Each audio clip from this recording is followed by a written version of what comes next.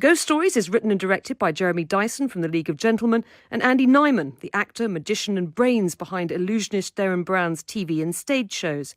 The two writers refused to divulge any details about the plot of Ghost Stories in order to maintain the suspense, but there is apparently a clue in the trailer that they've released online, which is shot from the point of view of somebody running down a dark tunnel.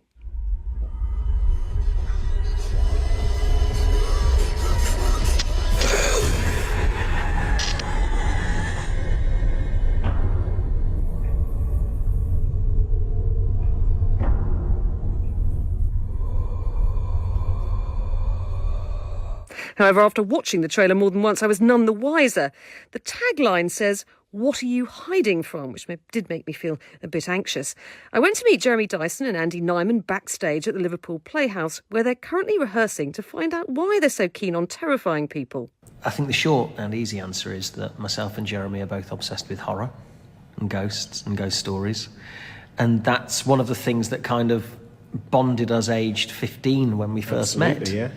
In fact, when the Jewish summer camp where we met, when we were 15, we shared a dormitory. That's how we High 81. High 1981. Andy's wearing a sweatshirt still.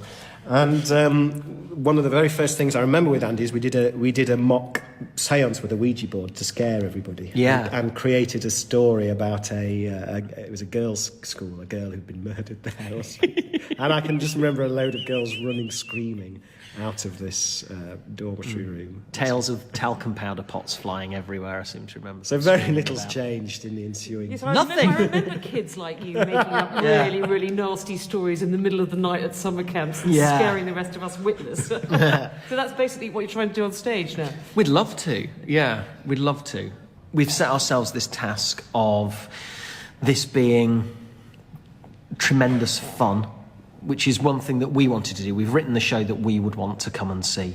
I was just thinking, I've just been stood watching it from the gallery, and as a kid I had an absolute love of toy theatres and magic and the whole thing, and this is trying to draw on everything that we both love and share, and pack it all into one evening's entertainment. Really. What do you mean by toy theatres? Well, Pollock's toy theatres, I used to love them. I think it's one of the first things I fell in love with. That was first, and then magic tricks, and then movies. And now, I should say that this whole production is shrouded in secrecy, isn't it? I mean, I don't know anything about the story. And isn't that lovely?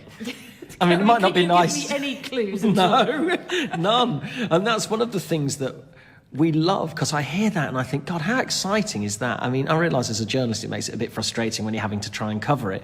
But, you know, in an age where every trailer spoils too much, every show you go and see you virtually know pretty much everything about, everything is just sort of spoilt for you. So we would love to be able to get through this run without a single person knowing what they're coming to see. You know, how great if when the critics come and see it, that they don't spoil it, and that it's such a rare and exciting thing to come and see something that you know has the promise of genuinely frightening you. It's going to be so difficult to maintain that secrecy, isn't it? I mean, aren't you going to have people blogging and tweeting about it? And we're aware of that, so we've only got so much virgin snow to play in, but we might as well enjoy what we've got, and the lucky people, in inverted commas, who make it to those early performances will get that experience. But I just have some clues there. I mean, are we talking sort of Victorian Gothic melodrama? No, we can tell you that. It is absolutely contemporary.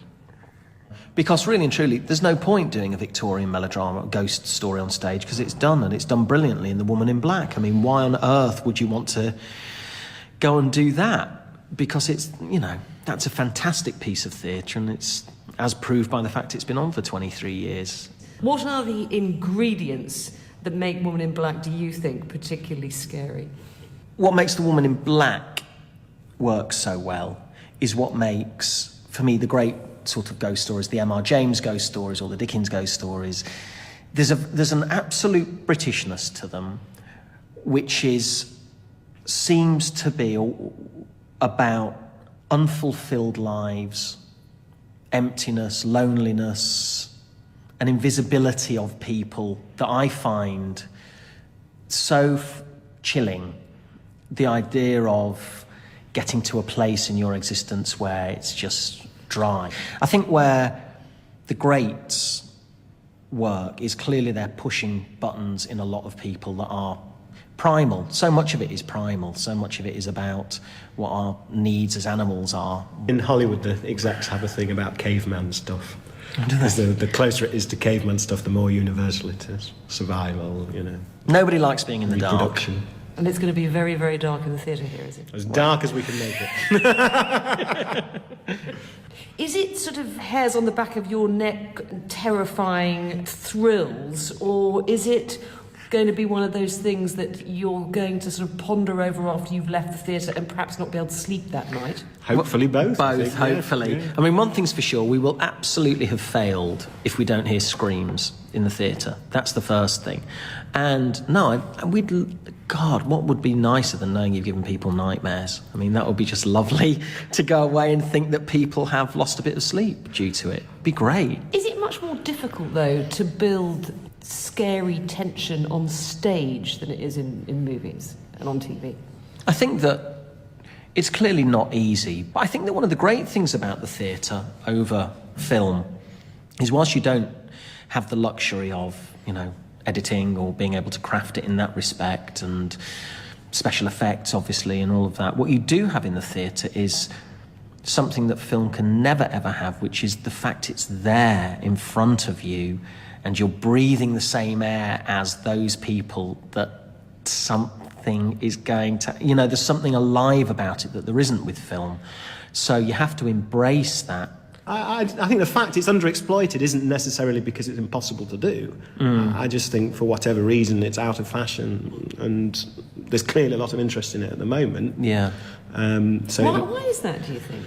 Well, it's always been, I mean, if you look at the movies, it's always cyclical, and it's often to do with what's going on in the culture at large, and certainly in difficult times, in times of recession, fantasy historically has. In fact, the first wave of horror films, which began with the Universal films in the 30s, absolutely was a product of depression, because it is a form of fantasy and escape, and articulating dark and difficult feelings and times.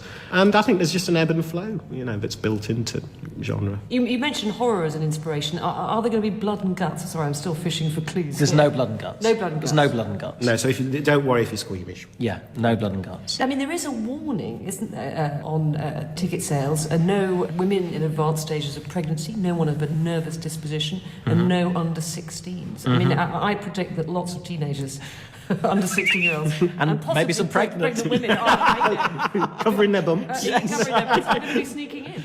Yeah. Well, the warning is legitimate, you know, because there are some, you know, fingers crossed, some seriously large, intense moments in the show. You know, the other thing that we have to say is that this truly is a sort of work of passion. We have loved every minute of this, but we're under no delusions. This is a massive risk, because horror and laughter, those two things live as such bedfellows that if you dip your toe in the wrong bit, then it's laughably bad, you know, and it just may not work. You know, the way that we would know if something was really dark and really work is if we both burst out laughing. There were a couple of moments where things spilled out of our mouths that would make us both laugh so much you just thought, well, that's in. Yes, exactly. It was more laughing at the thought of what the effect it might have on an audience if it worked. Jeremy Dyson and Andy Nyman. And Ghost Stories is at the Liverpool Playhouse from the 4th of February to the 20th, before transferring to the Lyric Hammersmith in London, where it'll run until early April.